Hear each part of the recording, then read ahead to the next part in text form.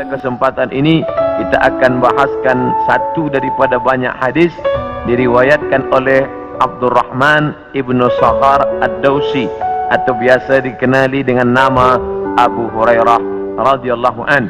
Hadis ini ada dalam kitab Sahih Al-Bukhari. Apa kata Nabi? La taqumus sa'ah. Hari kiamat tidak akan terjadi hatta hingga yuqbadal ilmu. Yang pertama, dalam hadis ini ada 6 tanda. Ini yang akan kita bahaskan.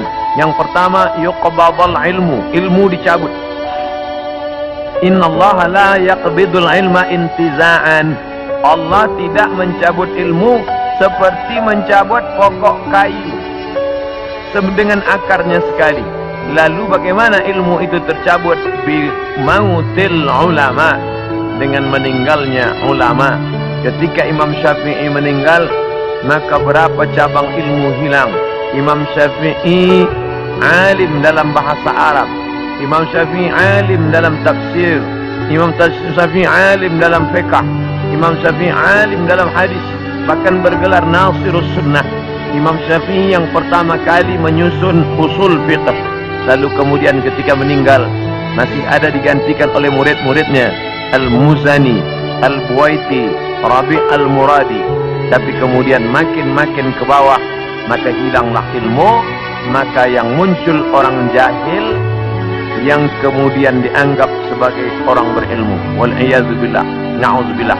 Maka saya pribadi tak pernah berkata menurut paham saya, menurut pendapat saya, kerana saya takut tergolong dalam orang yang disebut Nabi al-juhala, orang jahil tapi seperti berilmu. Zahirnya orang menyangka berilmu padahal tidak. Maka selalu saya mengambil pendapat ulama. Menurut pendapat Imam Syafi'i, menurut pendapat Imam An-Nawawi, menurut pendapat Ibnu Hajar Al-Asqalani, menurut Imam Az-Zahabi, menurut Imam Jalaluddin Abdul Rahman As-Suyuti, untuk menyelamatkan diri daripada juhala. Na'udzubillah. Maka nanti kata Nabi SAW, sebelum hari kiamat bermunculanlah juhala kerana pandai berbicara, kerana berpakaian ulama. Al-juhala yalbisuna libasal ulama. Orang jahil tapi memakai pakaian ulama, pandai berbicara, lalu orang menyangka dia alim, padahal dia tak lebih daripada orang dhalla wa adalla, sesat dan menyesatkan. Sebenarnya kiamatnya sudah terjadi pada isinya, tapi alamnya belum kiamat besar. Maka kata ucapan Nabi SAW dalam suatu hadis, idza wussidal amru ila ghairi ahlihi, bila diberikan suatu perkara bukan kepada ahlinya, bukan kepada orang yang faham, fantaziris sa'ah, maka tunggulah kiamat. Makna kiamat di situ bukan kiamat alam semesta, tapi kiamat isinya.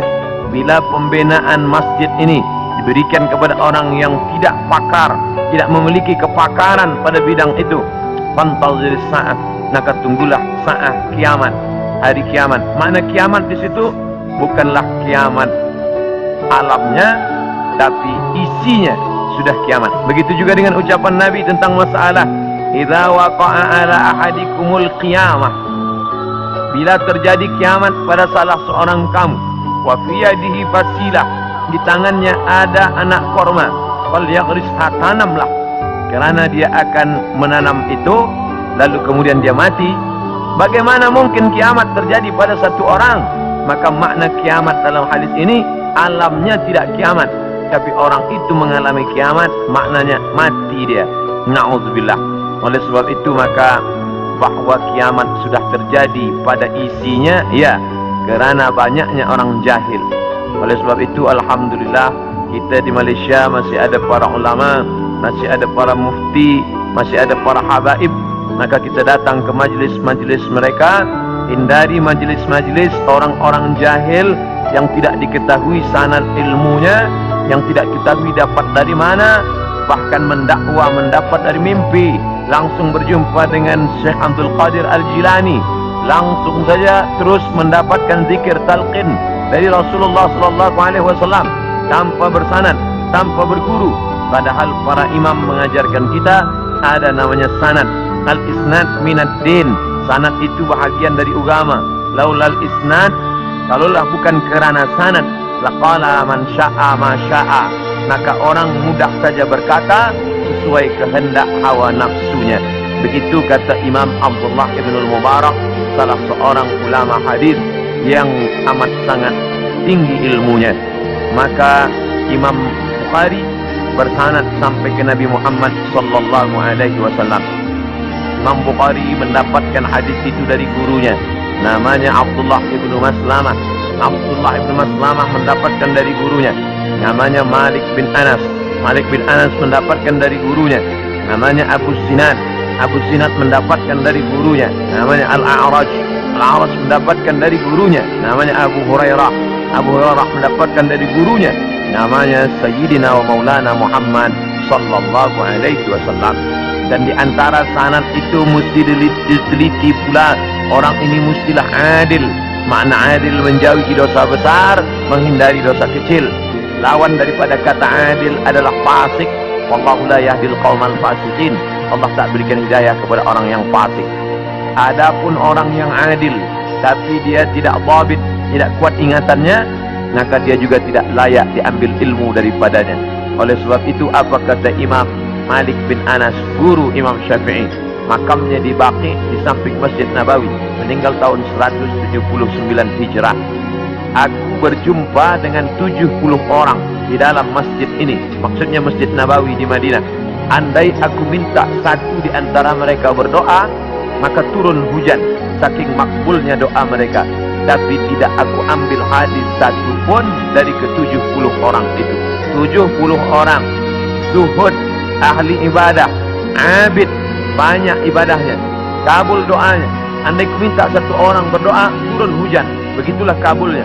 Tapi aku tidak mengambil ilmu dari mereka kerana tidak dhabit, kuat ingatannya. Begitulah ulama menapis supaya jangan sampai mengambil ilmu daripada orang jahil. Kerana di antara tanda kiamat adalah yuqbadul ilmu, bahwa ilmu dicabut Allah Subhanahu wa ta'ala. Maka bila kita masih ada kajian-kajian khas tafsir, khas fiqh, khas usul fiqh, khas hadis, maka kita hadir, kita dengarkan, kita pahami, kita rakamkan, kita share, maka dia bagian dari dakwah. Tapi bila itu sudah tampak banyak menebar, sebenarnya salah satu daripada tanda hari kiamat.